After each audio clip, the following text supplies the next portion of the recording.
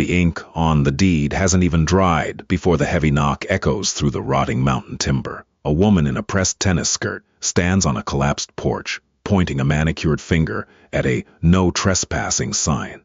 She isn't asking for a cup of sugar. She's claiming ownership. The house smelled like wet cardboard and dead dreams. That was the first thing that hit me when I finally pried the swollen front door open. Not the romanticized scent of aged oak or mountain fresh air. It smelled like 3 years of raccoon urine, stagnant rainwater, and dry rot. I stood in the doorway, a crowbar heavy in my right hand, looking at the peeling yellow linoleum curling up from the subfloor like dead leaves. I bought it sight unseen, a foreclosure auction. The listing had called it a rustic mountain retreat. The reality was a sagging A-frame at the end of a dirt road, slowly being swallowed by the aggressive root systems of Colorado blue spruces. But it was mine, no landlord, no shared walls, no neighbors for at least a half-mile. Just me, the silence, and a mountain of deferred maintenance. I spent the first 4 hours tearing up that linoleum. My knuckles were bleeding, my lungs burned from the dust, and my lower back was screaming. I was exhausted, filthy, and entirely at peace. Then I heard the crunch of tires on gravel. It wasn't a subtle sound. It was the heavy, aggressive crunch of a vehicle moving too fast for a heavily rutted driveway. I dropped the crowbar. It hit the exposed floorboards with a dull, hollow thud. I wiped a mixture of sweat and drywall dust from my forehead with the back of my forearm, leaving a muddy streak across my skin, and walked to the front window. Through the cracked glass, heavily filmed with dirt, I watched a pristine white Lexus SUV aggressively parked squarely on my overgrown lawn, crushing a patch of wild thistle. A woman stepped out. She looked entirely out of place against the backdrop of peeling brown paint and untamed wilderness. She wore a crisp, white athletic zip-up, dark leggings, and oversized sunglasses that hid half her face. Her blonde hair was pulled back into a tight, aggressive ponytail that looked like it would give anyone else a migraine. She didn't look at the trees. She didn't look at the view. She marched straight up my rotting wooden steps. Knock, knock, knock, sharp, fast. The kind of knock delivered by someone who has never been told no in her entire life. I opened the door. The cold mountain breeze instantly swept into the stuffy cabin, bringing with it the sharp, synthetic scent of her heavy floral perfume. It clashed violently with the smell of mildew behind me. "You need to vacate the premises immediately," she said. "No, hello. No, who are you?" Just a demand, delivered in a voice that was perfectly modulated, high-pitched, and laced with absolute authority. I just stared at her. My brain, slow from the physical labor and lack of caffeine, struggled to process the sheer audacity of the demand. "Excuse me?" She let out a harsh, theatrical sigh, shifting her weight onto one hip.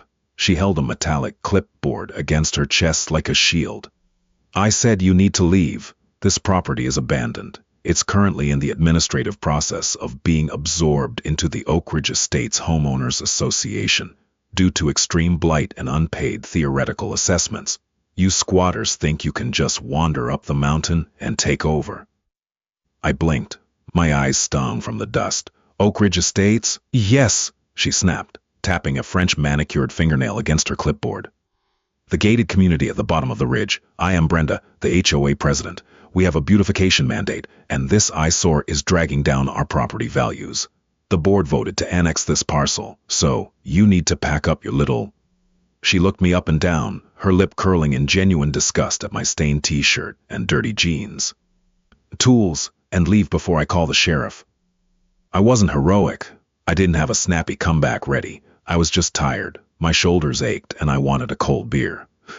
"I'm not a squatter, Brenda," I said, my voice coming out gravelly and flat. "I own this house, closed on it on Tuesday." Brenda let out a short, sharp laugh that sounded like glass breaking. "Impossible. The bank abandoned it. It belongs to the association now. It's in the bylaws." "Bylaws don't override a county deed," I said, leaning against the doorframe. The wood gave a little under my weight, a reminder of the termite damage I still needed to check. "I bought it from the bank. It's mine. You're trespassing." Her face tightened. The smug superiority vanished, replaced by a rigid, white-hot indignation. Her jaw clenched so hard I could see the muscles popping in her cheeks. You are outside our approved aesthetic guidelines. You are an unapproved resident. I am giving you 24 hours to vacate my mountain. Your mountain? I laughed. It wasn't a happy sound. It was a dry, exhausted chuckle. Get off my property, Brenda. Don't come back. I stepped back and pushed the door closed. I didn't slam it. Slamming it would mean she got to me. I just clicked it shut, turning the deadbolt with a solid, satisfying clack. I stood there in the dark hallway, listening. For a moment there was only the wind, whistling through the gaps in the window framing. Then a muffled shriek of pure frustration, the aggressive stomping of expensive sneakers on my wooden stairs, and the roaring acceleration of the Lexus tearing up my gravel driveway. I looked at my blistered hands. I had wanted isolation. Instead, it seemed, I had just inherited a war. The flashing lights painted the interior of my living room in violent, rhythmic strokes of red and blue. It was 6:15 in the morning, 2 days after Brenda's visit. I was sitting on an overturned plastic bucket, hunched over a camp stove, waiting for the water to boil for my instant coffee. The house was freezing. The mountain air had seeped through the uninsulated walls overnight, chilling the damp air so thoroughly that I could see my own breath. I was wearing 2 heavy flannel shirts, and I was still shivering. When the lights hit the window, my stomach dropped. A cold, heavy knot of anxiety formed just beneath my ribs. It wasn't fear of the police. It was the suffocating dread of bureaucratic entanglement. I turned off the camp stove. The hiss of the propane died, leaving a heavy silence, broken only by the crunch of heavy boots on the gravel outside. I opened the front door before he could knock. The officer standing there looked just as tired as I felt. He was a thick-set man in his 50s, his uniform straining slightly over his stomach. The nameplate on his chest read Kowalski. He rested a thumb on his heavy-duty belt, looking past me into the dark, gutted interior of the cabin. Morning, he said. His voice was a low rumble, devoid of aggression but thick with weary routine. Morning, officer, I replied, crossing my arms to trap some body heat. Can I help you? Kowalski sighed, a puff of white condensation escaping his lips. He pulled a small notepad from his breast pocket. Got a call from a concerned citizen, reported a vagrant breaking into an abandoned property, possibly stripping copper wire. I closed my eyes for a second. The knot in my stomach tightened, then flared into a dull, throbbing anger. Brenda! I'm not a vagrant, I said, keeping my voice carefully level. And the only thing I'm stripping is 50-year-old linoleum. I own this house. Kowalski didn't look surprised. He just looked annoyed. You got ID? A deed? Something showing you have a right to be here? Yeah, come on in. I stepped aside. Kowalski hesitated, looking at the rotting porch planks, then gingerly stepped inside. He unclipped a heavy flashlight from his belt, clicking it on. The bright white beam swept over the exposed subfloor, the piles of ripped-up carpet, and the solitary plastic bucket sitting next to my sleeping bag. It looked exactly like a squatter's den. I hated that Brenda's lie looked so visually accurate. I dug through a cardboard box sitting on the kitchen counter, my fingers stiff from the cold, pulling out the manila envelope containing my closing documents. I handed it to him along with my driver's license. Kowalski tucked the flashlight under his arm and reviewed the papers in the dim morning light. The radio on his shoulder crackled, spitting out bursts of static and dispatcher codes. David, he read from my license, handing it back. He tapped the deed. Bought it Tuesday, huh? That's right. You know a woman named Brenda Hayes? Met her 2 days ago. She told me she was annexing my house. Kowalski let out a sound that was half laugh, half groan. He handed the papers back to me. Listen, David, the Oak Ridge HOA is about a mile down the road. They don't have jurisdiction up here. You're in unincorporated county territory, but Brenda, she's got it in her head that everything visible from her back patio belongs to her. She calls us about 3 times a week. Usually it's about tourists parking too close to their gates. This is a new one. So, what do? I asked, putting the papers back in the envelope. Can't you cite her for a false report? She didn't say it was you. She said there was suspicious activity and stay a possible transient. Plausible deniability, Kowalski explained, rubbing the back of his neck. I'll make a note in the system that the property is occupied by the legal owner. Should stop the squatter calls. He turned to leave, his boots heavy on the exposed wood. Good luck with the house, he muttered, not sounding entirely convinced I would have any. I watched his cruiser back down the driveway, the red and blue lights finally clicking off, leaving the morning gray and muted again. As the cruiser rounded the bend, I saw it. Parked on the shoulder of the dirt road, barely visible through the thick line of pine trees, was a white Lexus SUV. She was sitting in the driver's seat, watching, waiting. The squatter calls stopped, but the war had just started. By Friday afternoon, the county code enforcement officer showed up. A young kid in a polo shirt, looking terrified of the wilderness, clutching a clipboard. Brenda had reported me for an illegal, unpermitted commercial dump site. It was the roll-off dumpster I had rented, sitting entirely on my own driveway, filled with the rotten carpets I had pulled out of the bedrooms. I showed the kid my dumpster rental receipt. He apologized, looked nervously at the trees, and drove away. On Sunday morning, the sheriff's deputies returned. 2 cruisers this time, kicking up dust. Noise complaint. Disturbing the peace. It was 11:01 a.m. I had been using a reciprocating saw to cut out a section of water-damaged drywall. The deputies, different ones this time, were less understanding than Kowalski. They didn't care about the HOA drama. They just hated being dragged up a mountain on a Sunday. They told me to keep it down. I'm using power tools in the middle of the woods, in broad daylight, I argued, my frustration finally bubbling over, my voice sharp. My nearest neighbor is a mile away. Just keep the noise down, sir, the younger deputy warned, his hand resting on his vest, or we'll have to issue a citation. I stood on my porch and watched them leave, my jaw clenched so tight my teeth ached. The sheer injustice of it was maddening. I was doing everything right. I bought the house legally. I was fixing it up. I wasn't bothering anyone, but Brenda had weaponized the system against me. She knew the police had to respond. She knew the county had to investigate. She wasn't trying to arrest me. She was trying to exhaust me. That night, I didn't work on the house. I sat on the rickety front porch in a cheap folding chair, wrapped in a blanket, drinking a warm beer. The mountain was pitch black, a vast, heavy darkness that usually brought me comfort. Tonight, it felt oppressive. Every time a branch snapped in the woods, my heart kicked in my chest. Every time a car drove down the highway a mile below, I braced myself for the sweep of headlights across my driveway. The silence wasn't peaceful anymore. It was tense, a coiled spring waiting to snap. I took a slow sip of the bitter beer, staring into the trees. She wanted me to break. She wanted me to pack up my tools, sell the property at a loss, and give her back her uninterrupted view of the mountainside. My hands shook, just slightly, in the dark. It was a terrifying realization. She might actually win. The breaking point didn't come with flashing lights. It came on a Tuesday afternoon, accompanied by the sharp, chemical stench of PVC primer and the freezing spray of well water. I had spent the last 3 days trying to resuscitate the cabin's plumbing.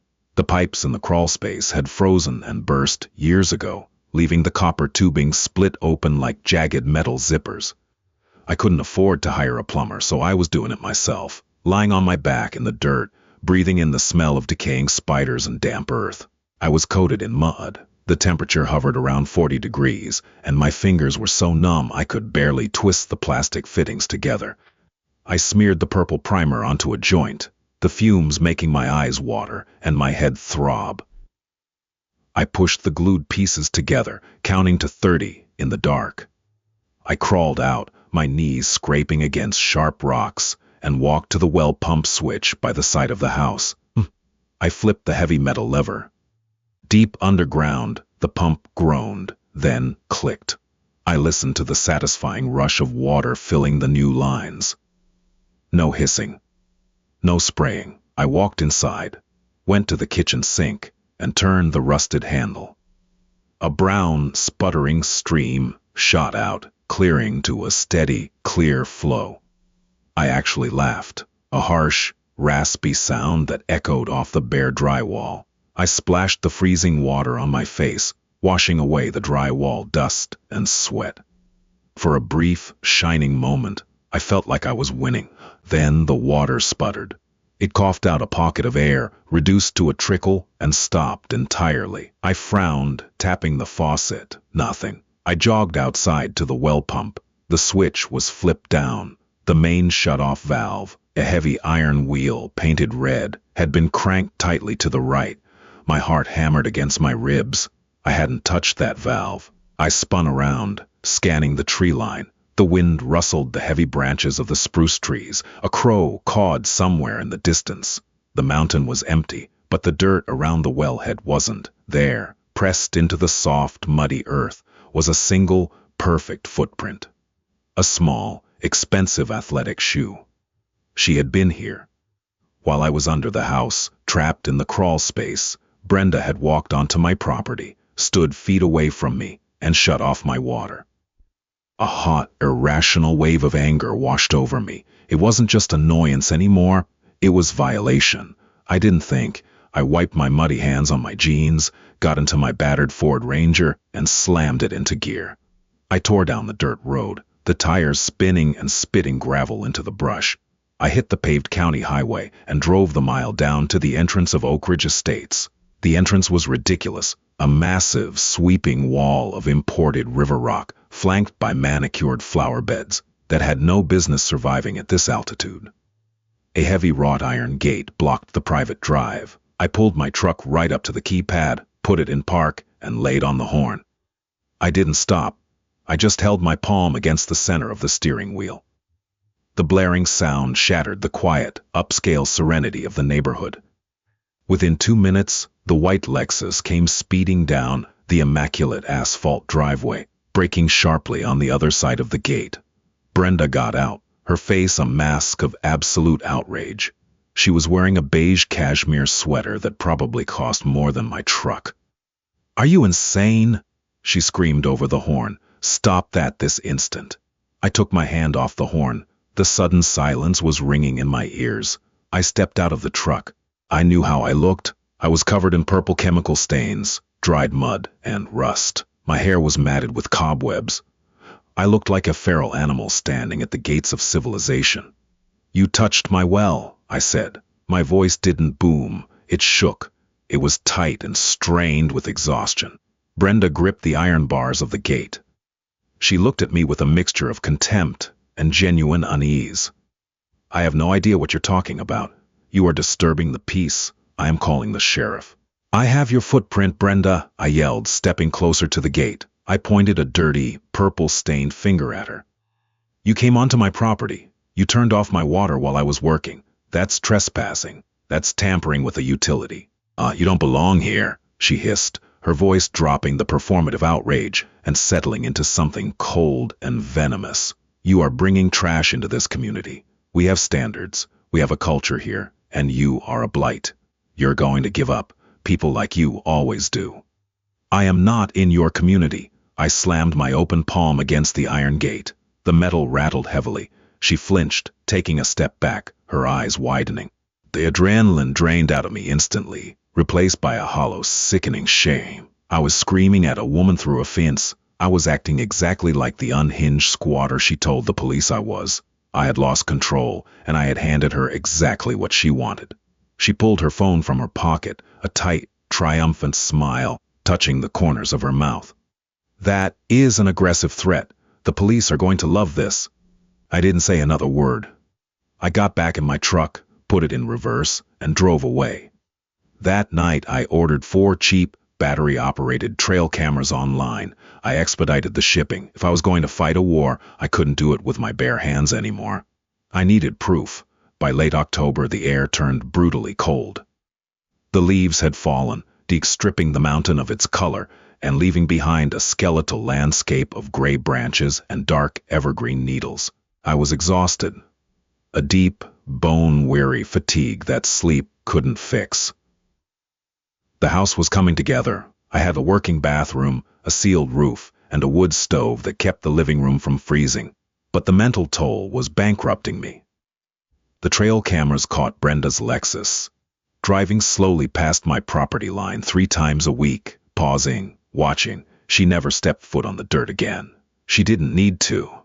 She had weaponized the county bureaucracy to perfection. Animal control came on a Tuesday. Report of a dangerous unleashed pit bull. I didn't own a dog. The fire marshal came on a Thursday. Report of illegal brush burning. I had been running my EPA-certified wood stove. Child Protective Services showed up on a Saturday morning. Report of an infant living in unsanitary conditions. That one broke something inside me. I stood on the porch with the bewildered social worker, showing her my empty, dusty spare bedroom. When she left, I sat on the frozen steps and cried. Just a few dry, choked sobs, born of pure frustration.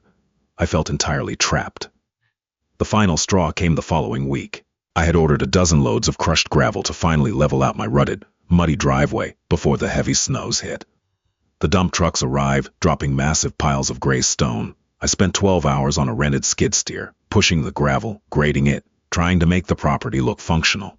The next morning, an official notice of violation was taped to my front door. It wasn't from the county. It was printed on heavy, cream-colored paper, bearing the embossed crest of the Oak Ridge Estates HOA. The letter stated that my unapproved driveway modification had encroached onto HOA-owned communal land by roughly 8 feet. It demanded immediate remediation. The removal of the gravel, or a fine of $500 per day, would be levied against the property, followed by a lien. I took the letter inside, sat down in my single armchair, and stared at the roaring fire in the stove. She was trying to steal the land out from under me financially. I didn't yell this time. I didn't drive down to the gate. I picked up my phone and called a licensed surveyor. His name was Pete. He was in his late 60s, possessed a magnificent white mustache, and moved with the slow, deliberate pace of a man who got paid by the hour and refused to be rushed. He arrived 2 days later in a battered Jeep. He didn't ask about the drama. He just took my deed, pulled the county plat maps from his truck, and set up his tripod and total station near the road. I shadowed him for 6 hours, the cold bit through my jacket, but I couldn't go inside. I needed to know. Pete drove iron rebars into the frozen earth, marking them with bright, obnoxious, neon pink flagging tape. We traced the northern boundary, the eastern tree line, and finally we moved down toward the road, where my property met the legal boundary of Oak Ridge Estates. Pete stood peering through the lens of his equipment, checking the digital readout and looking at his map. He frowned. He walked 20 paces into the thick brush near the road, hammered a stake, and tied a piece of pink tape. He walked another 50 feet, straight toward the manicured entrance of the HOA. He stopped right next to their massive imported river rock entrance wall. "What's wrong?" I asked, my breath pluming in the frigid air. Pete took off his heavy work gloves and rubbed his chin. He looked at the stone wall, then back at his equipment. "Nothing's wrong on your end, David," Pete said, his voice ate a dry, gravelly drawl. "But I'll tell you what, the previous owner of your lot, they didn't just own the ridge. The property line runs down the slope and corners right here." He tapped his heavy boot on the pristine asphalt of the Oak Ridge Estates private driveway, just inside their iron gate. "What does that mean?" I asked, my heart doing a slow, heavy thump. Pete pointed a thick finger at the massive stone monument bearing the bronze Oak Ridge Estates plaque. "It means their fancy sign, about 15 feet of their security fence, and the keypad entry system are built entirely on your property. There's no easement recorded on the county map. They just built it here, probably assuming the bank would never notice." I stared at the pink tape fluttering in the wind, tied to a stake driven into the ground mere inches from the bronze plaque. "Are you sure?" I whispered. "I've been doing this for 40 years, son," Pete grunted, packing up his tripod. "I'm sure. I'll draft the official plat, stamp it, and email it to you by tomorrow morning. It'll hold up in any court in the state." I looked at the stone wall. It was massive, heavy, expensive, and it belonged to me.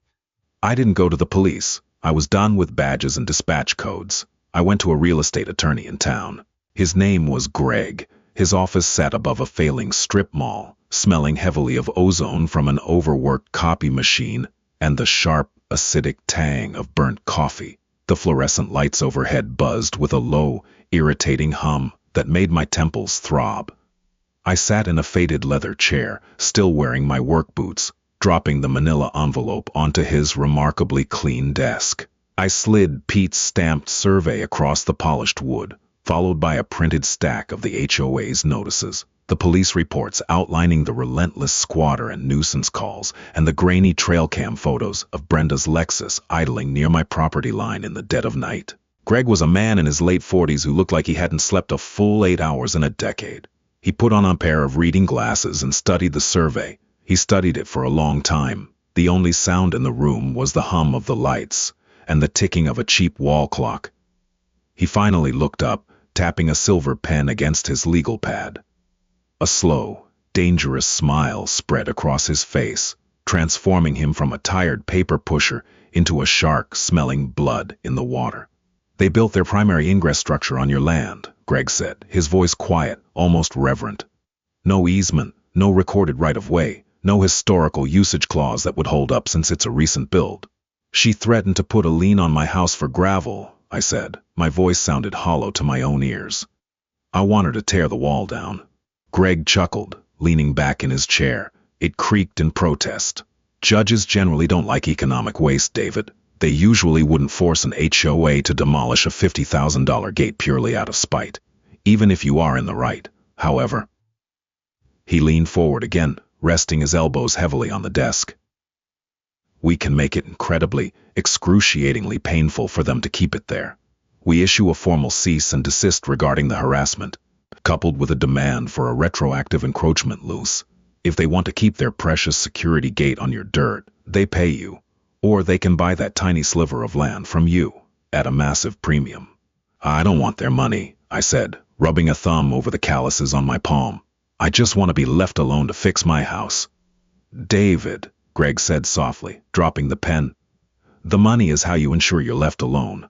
It's the only language these neighborhood fiefdoms understand. It's leverage." We spent the next 2 hours drafting the letter.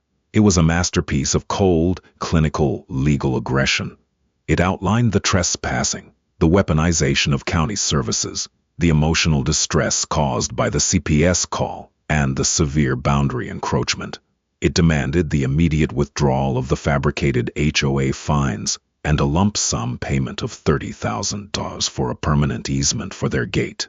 If they refused, we would file for an immediate injunction to have the structure forcibly removed at their expense. It was sent via certified mail that afternoon. I spent the next 3 days in a state of agonizing suspended animation. The mountain winter was finally sinking its teeth in. The temperature plummeted into the 20s, freezing the mud in my yard into rigid, ankle-twisting peaks and valleys. I stayed inside, working on installing the second-hand kitchen cabinets I'd bought off a salvage site. But my hands were clumsy. I dropped screws, I splintered wood. The silence of the mountain, usually a heavy, comforting blanket, now felt pregnant and tense. It was the silence before a storm. I kept waiting for a retaliation, a brick through the window.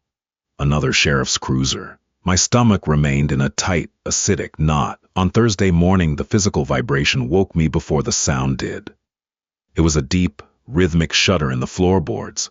I bolted out of my sleeping bag, throwing on a heavy flannel shirt over my thermal top, and ran to the frosted front window. Down at the bottom of my driveway, right next to the HOA gate, a massive yellow excavator on a flatbed trailer was idling, pumping thick plumes of black diesel smoke into the frigid gray sky. My chest tightened.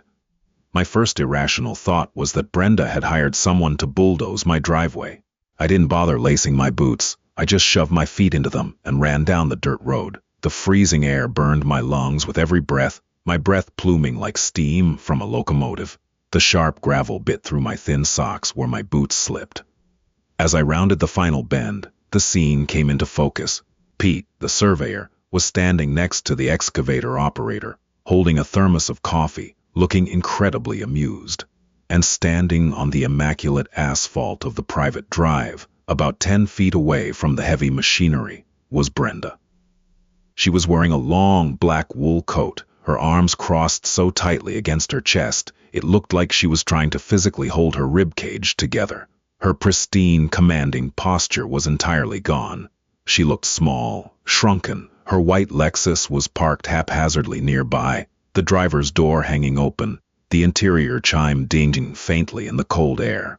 "What's going on here?" I rasped, my breath catching as I jogged up to Pete. Pete tipped his hard hat back on his head. "Morning, David. The board of directors for the HOA called. They hired the crew. They're moving the gate." I looked at Brenda. She refused to look at me. Her jaw was clamped shut so hard I could see the muscle jumping beneath her skin, her eyes fixed entirely on the yellow machinery. "Moving it?" I asked, wiping a freezing tear of wind from my eye. "Yep," Pete said, taking a slow sip of his coffee. "Turns out, your lawyer's letter caused a massive panic at their emergency board meeting last night. They absolutely refused to pay you 30 grand, but they also had a lawyer look at my survey. And they knew they couldn't win a lawsuit, so they voted to relocate the entire entrance structure 25 feet back, strictly onto their own property." I stared at the heavy machinery unchaining from the flatbed. "That's going to cost them way more than $30,000. "Oh, easily double," Pete agreed cheerfully. "New foundation, new masonry, pulling new electrical. But pride is a funny thing. People do crazy, expensive things when they don't want to admit they lost." I finally turned my body to face Brenda. She was vibrating with a silent, rigid fury. The heavy, synthetic, floral scent of her perfume managed to cut straight through the harsh smell of diesel exhaust and frost. "Brenda," I said.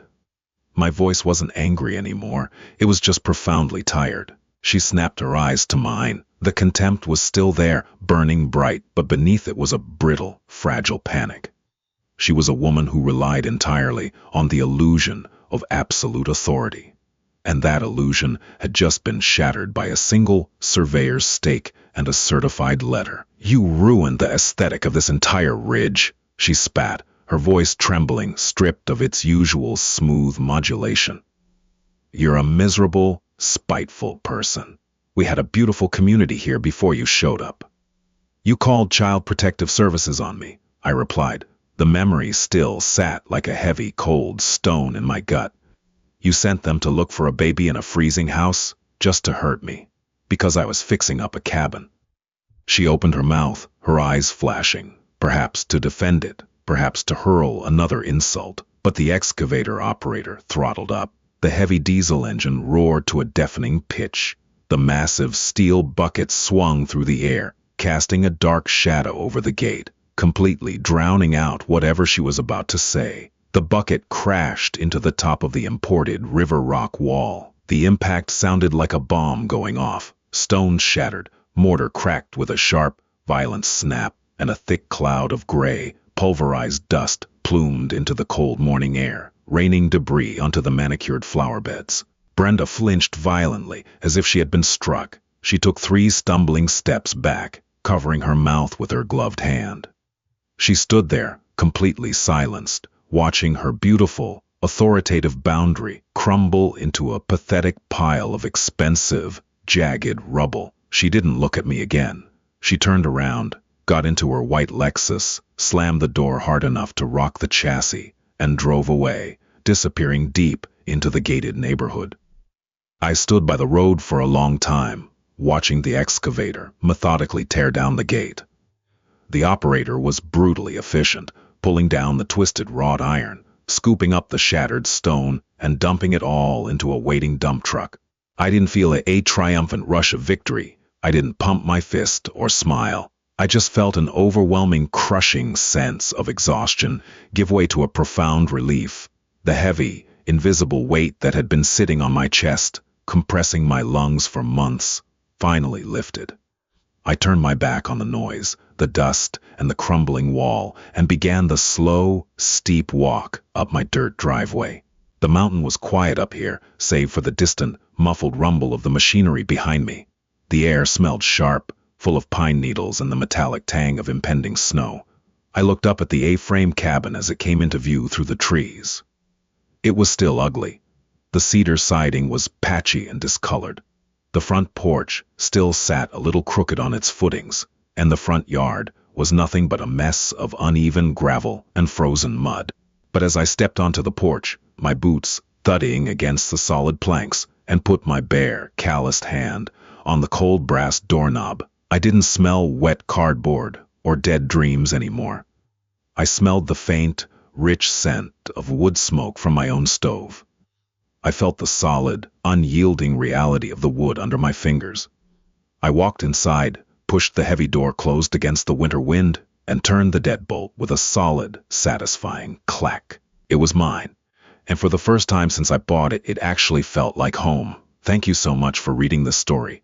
If you enjoyed this wild ride of HOA drama and sweet legal justice, please like this video, share it with a friend who hates bad neighbors, and subscribe to the channel for more grounded, intense stories every week.